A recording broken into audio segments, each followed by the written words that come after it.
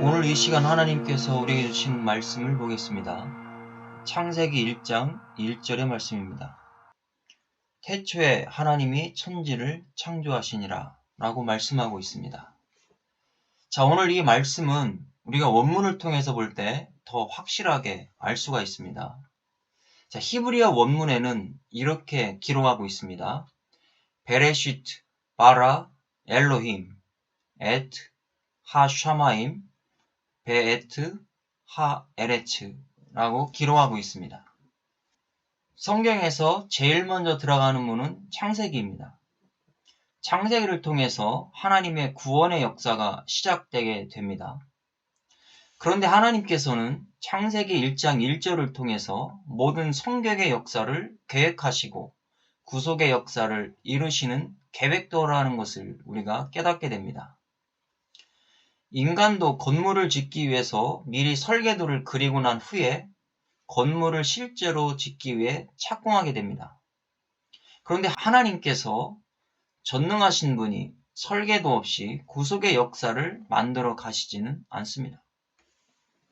이 시간 창세기 1장 1절의 말씀을 통해서 구원의 역사가 어떻게 이루어지며 하나님께서 선택한 하나님의 백성들을 어떻게 구속해 주시는지를 깨닫는 시간이 되기를 바랍니다.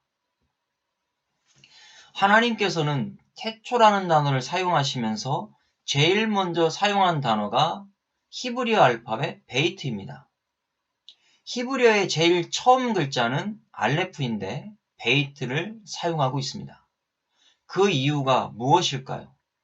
베이트는 집이라는 상형에서 나온 글자입니다. 그래서 안식과 쉼이라는 의미를 가지고 있습니다. 또한 베이트는 뒤가 막혀 있고 앞으로는 열려 있습니다.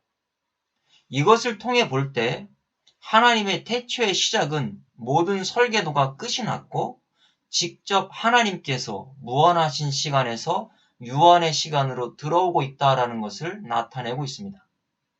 이제 한번 유한의 시간이 시작되면 뒤로는 가지 않고 앞으로만 흘러가게 되고 하나님의 구속의 역사를 이루시기까지 시간은 흘러서 마지막 주님이 이 땅에 오실 때 끝이 난다라는 것을 가르쳐주고 있습니다.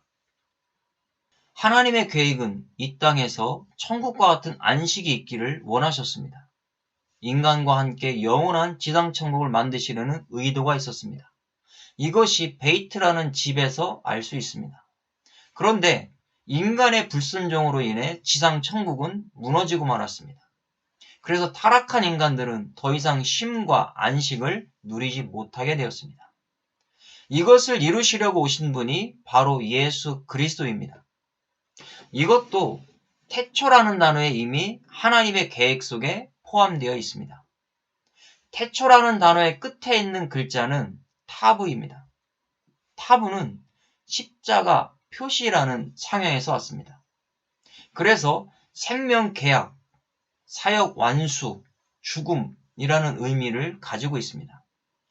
하나님께서는 베이트의 처음 글자에서 하나님과 함께 안식을 누릴 수 있는 천국을 만들려고 했습니다.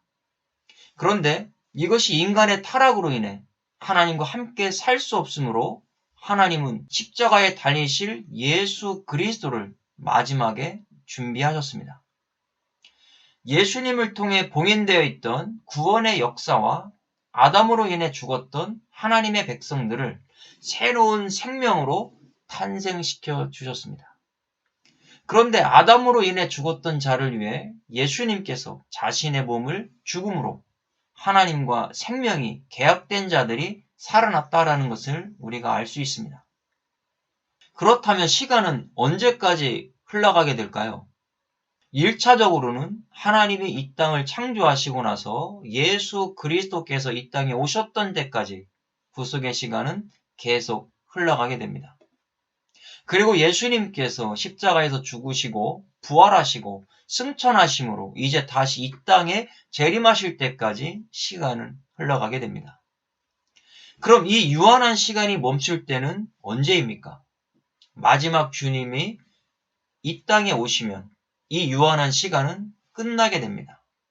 바로 타부를 통해서 시간은 지게 된다라는 것을 말씀하고 있습니다. 그래서 예수님께서는 알파와 오메가의 하나님이요, 처음과 나중이요, 시작과 끝이 된다라고 말씀합니다. 시작도 하나님이 하시고 끝도 하나님이 끝내시게 됩니다. 태초라고 하는 단어 속에는 레시트라고 하는 시작과 처음이라는 뜻을 가지고 있습니다. 자, 이 단어는 로시라고 하는 우두머리, 근원이라는 이런 뜻에서 왔습니다. 태초에 하나님이 시작하셨다라는 것은 바로 우두머리 되시는 하나님께서 처음으로 이 세상을 창조하시고 시작하시고 근원이 되셔서 유한한 시간 속으로 들어오셨다라는 것을 의미하고 있습니다. 바로 알레프라고 하는 단어 속에서 우리가 그것을 알 수가 있습니다. 이 알레프는 황소라고 하는 상형에서 왔는데요. 힘, 근원, 진리라고 하는 의미를 가지고 있습니다. 이 하나님께서 직접 모든 구속의 역사를 설계하시고 이루시는 분이라는 것을 말씀하고 있습니다. 그리고 태초라는 단어 속에는 요드, 손이라는 상형을 가지고 있습니다. 손은 일하는 것을 말씀하고 있죠. 그래서 사역을 의미하고 있습니다. 이렇게 하나님께서는 직접 사람이 손으로 물건을 만드는 것처럼 이 세상을 하나하나 창조해 나가셨다라는 것을 말씀하고 있습니다.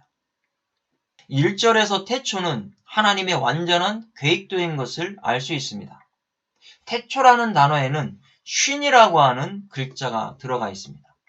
자, 이 글자는 우리의 치아라는 상형에서 왔습니다. 이 단어에는 거룩한 이름이라고 하는 의미를 가지고 있습니다.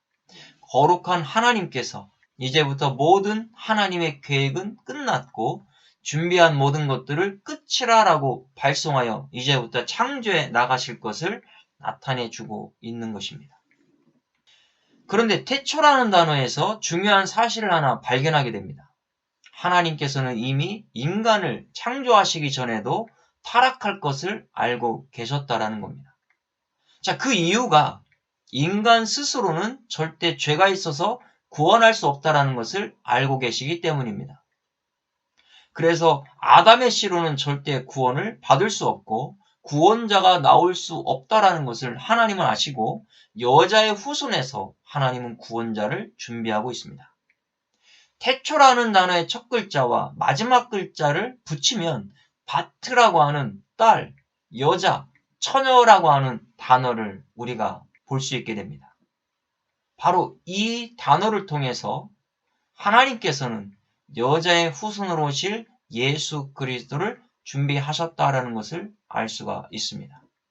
하나님께서는 이미 아담을 창조하시지만 뱀의 미혹에 빠져 하나님께서 먹지 말라고 하셨던 선악을 알게 하는 나무의 실과를 먹고 죽을 것을 아셨다라는 겁니다. 하나님께서 가장 아끼는 인간이 타락하여 하나님과의 관계가 끊어지고 영적으로 살 수 없음을 하나님은 아시고 또 다른 아담을 구원자로 준비하셨습니다.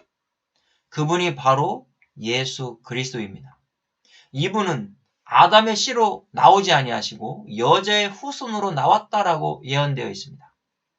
그런데 태초라는 단어에 이미 여자의 후손으로 나오실 예수 그리스도가 준비되어 있다라는 것을 말씀하고 있습니다. 예수님은 마리아의 몸에서 성령으로 잉태되어 이 땅에 오신 전무후무한 분입니다. 창세기 3장 15절에 말씀합니다. 내가 너로 여자와 원수가 되게 하고 내 후손도 여자의 후손과 원수가 되게 하리니 여자의 후손은 내 머리를 상하게 할 것이요 너는 그의 발꿈치를 상하게 할 것이니라. 자, 마태복음 1장 16절도 말씀합니다. 야곱은 마리아의 남편 요셉을 낳았으니 마리아에게서 그리스도라 칭하는 예수가 나시니라. 자, 로마서 5장 14절도 말씀합니다. 그러나 아담으로부터 모세까지 아담의 범죄와 같은 죄를 짓지 아니한 자들까지도 사망의 왕노릇하였나니 아담은 오실자의 모형이라. 아무 흠도 없고 죄도 없으신 몸으로 이 땅에 오셔서 아담이 이루지 못한 하나님의 뜻을 이루시고 새롭게 생명을 건축하시며 무너진 하나님과의 관계를 복구시켜 주신 분이 바로 예수님입니다. 자, 우리는 예수님을 통해서 하나님께 선택받은 백성들이 구원을 얻고 모든 죄가 떠나가게 된다는 것을 알고 있습니다. 자, 그것도 바트라고 하는 단어에서 나와 있듯이 십자가에서 주님이 무너진 단을 수축하여 주셨습니다. 반드시 여자의 후손에서 태어나셔야만이 영원한 속죄를 이루실 수 있습니다. 이제는 예수님을 통하여 선택된 하나님의 백성들이 영적으로 번성하고 육적으로 번성하는 놀라운 역사가 일어나게 됩니다. 이것이 바로 창세기 1장 1절의 태초에서 준비하신 하나님의 의도입니다. 자, 이제 하나님께서 모든 계획이 끝이 난 후에 직접 창조에 들어가고 있습니다. 자, 베레시트라는 단어가 나오고 바로 뒤에 따라 나오는 단어가 바라라는 단어를 사용하고 있습니다. 자, 바라는 만들다라는 뜻입니다. 하나님께서는 이제부터 직접 이 세상의 모든 만물들을 만들기 시작하십니다. 바라의 창조는 무에서 유를 만드시는 창조의 단어입니다. 이 단어는 인간에게는 사용할 수 없습니다. 오직 하나님께만 사용할 수 있는 단어입니다. 인간들은 무에서 유를 창조할 수 없기 때문입니다. 바라를 조합해보면 앞에 베이트가 있습니다. 자, 이 베이트는 벤이라고 하는 아들이라고 하는 그런 의미를 가지고 있는 겁니다. 그 다음에 레이시. 자, 이 레이시는 루아흐, 성령, 영이라는 뜻을 의미합니다. 그 다음에 알레프가 있습니다. 알레프는 엘로힘의 앞글자입니다. 하나님입니다. 자, 유대인의 개념에서는 한 분 하나님을 의미하고 있지만 우리는 삼위일체 하나님의 사역이라는 것을 이 바라라고 하는 단어 속에서 발견할 수가 있습니다. 그래서 이 세상을 창조하실 때 성부, 성자, 성령께서 함께 창조하셨다라는 것을 발견하게 됩니다. 요한복음 1장 2절과 3절에 말씀하고 있습니다. 그가 태초에 하나님과 함께 계셨고 만물이 그로 말미암아 지은 바 되었으니 지은 것이 하나도 그가 없이는 된 것이 없느니라. 자, 예수님께서는 이미 태초에 하나님과 함께 계셨다라고 말씀하고 있고요. 만물을 창조하실 때 함께 있었다라고 성경은 증거하고 있습니다. 그렇기 때문에 이 세상을 창조하실 때 이미 성부, 성자, 성령은 함께하고 있었다라는 것을 우리가 깨달아야 됩니다. 자, 바라라고 하는 이 창조라고 하는 다음에 나오는 단어가 엘로힘입니다. 엘로힘은 하나님의 단어입니다. 이것은 이 세상을 창조하신 분이 하나님이라는 것을 확인시켜주고 있습니다. 실제적으로 이 세상을 창조하셨으며 이 세상을 시작하신 분의 존재를 나타내고 있습니다. 엘로힘이라고 하는 단어는 복수형을 쓰고 있습니다. 그런데 여기에서 복수를 쓰고 있다고 해서 삼위일체를 나타내는 것은 아닙니다. 바로 이 복수는 유대인들의 개념에 장원복수라고 이야기를 합니다. 그러면 장원복수라는 것은 무엇일까요? 하나님의 그 영광, 그 하나님의 그 위대하심을 말로 표현하기 어려워서 복수로 사용했다라는 겁니다. 그래서 하나님은 태초에 이 세상을 창조하시고 또 시작하고 있다라는 것을 알 수 있습니다. 이제부터 전체적인 조합을 통해서 한번 알아보겠습니다. 창조과학자들은 이 세상의 시간을 보통 7,000년 역사라고 이야기합니다. 자, 이것을 볼 때 하나님은 창세기 1장 1절 속에 구속의 역사를 감춰놨습니다. 자, 1절을 사용한 단어의 숫자가 모두 7개의 단어입니다. 그렇다면 7,000년 역사 속에 하나님은 하나님의 구속의 계획을 이뤄나가실 것을 계획하셨다라는 것을 우리가 알 수 있습니다. 그런데 1장 1절에서 네 번째 단어에 있는 것을 보면 에트라고 하는 단어입니다. 자, 이것은 알레프와 타브인데 히브리어의 첫 번째 알파벳과 마지막 알파벳의 조합입니다. 그러면 알레프는 하나님을 상징하는 글자고 타브는 십자가를 상징하는 글자입니다. 이 단어는 바로 시작과 끝이 되시고 처음과 나중이 되시며 알파와 오메가가 되시는 예수 그리스도를 상징하고 있는 단어입니다. 자, 이 글자가 우연의 일치처럼 보이지만 네 번째 속에 들어가 있다라는 겁니다. 자, 그렇다면 하나님의 창조에 있고 난 후에 이 세상을 창조하시고 4,000년이 흐른 후에 예수님이 이 땅에 오실 것을 의미해주고 있습니다. 그런데 이 단어는 하나님과 하늘이라는 단어의 사이에 끼어 있다라는 겁니다. 자, 이것은 성부 하나님께서 예수님을 보내시는데 이 땅에서 오시는 것이 아니라 하늘에서 보냄을 받아서 구속의 역사를 이루실 것을 의미하고 있습니다. 이 땅에 오시면 절대 구속의 역사를 이루실 수 없습니다. 이 땅에서 태어난 자들은 모두 죄악으로 더럽혀진 사람들이기 때문입니다. 원죄의 죄인들은 구원자가 될 수가 없습니다. 그래서 아무 죄도 없으신 예수님은 하늘로부터 이 땅 가운데 보내심을 받았습니다. 이 땅에 오셔서 십자가에서 자신의 몸이 더럽혀짐을 받고 택함받은 하나님의 백성들을 깨끗하게 하신 겁니다. 이것이 하나님의 계획입니다. 그리고 다시 한번 이 에트라고 하는 단어가 나타나는데요. 6번째에 위치하게 됩니다. 자, 예수 그리스도를 상징하는 단어인 이 에트가 6번째 위치하고 있다는 것은 창조의 역사가 일어난 후에 6,000년의 시간이 흘러가고 있다는 것을 의미합니다. 그런데 앞에 에트와 다른 점이 무엇이냐면 여기에는 베에트, 바로 바브가 들어가 있다는 겁니다. 자, 바브는 못이라는 상형에서 왔습니다. 못에 찔리신 예수 그리스도를 상징해주고 있는 알파벳입니다. 그런데 에트가 2번 들어가 있는 것은 무엇을 의미하고 있을까요? 초림으로 오셨던 예수님이 십자가에서 못에 찔리심으로 영원한 속죄를 이루시고 하늘로 승천하셨다가 다시 택한 백성들을 부르시기 위하여 오신다라는 것을 의미하고 있습니다. 마지막 종말의 주님의 재림을 상징해주고 있습니다. 다시 오실 주님은 반드시 손과 발에 못자국이 있다라고 말씀합니다.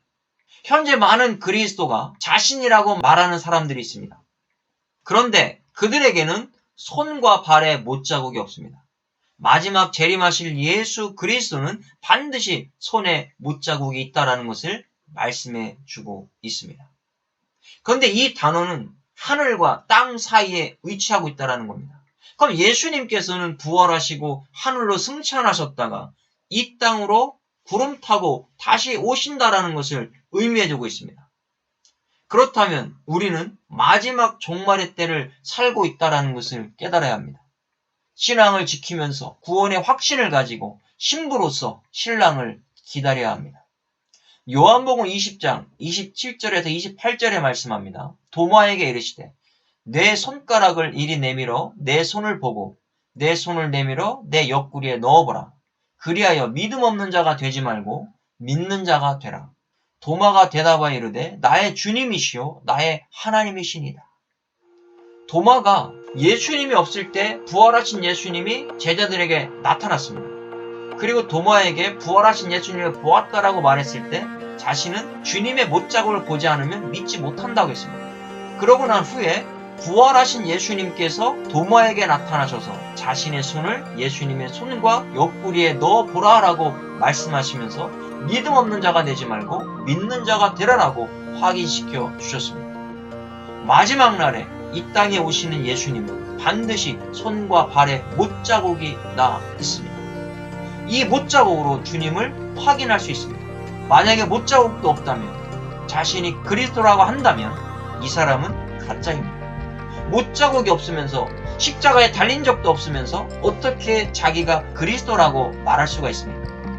우리가 창세기 1장 1절을 통해 보면서 하나님의 계획은 1.1획도 변하지 않고 없어지지 않고 계획대로 이루어지고 있다는 것을 우리가 깨닫게 됩니다.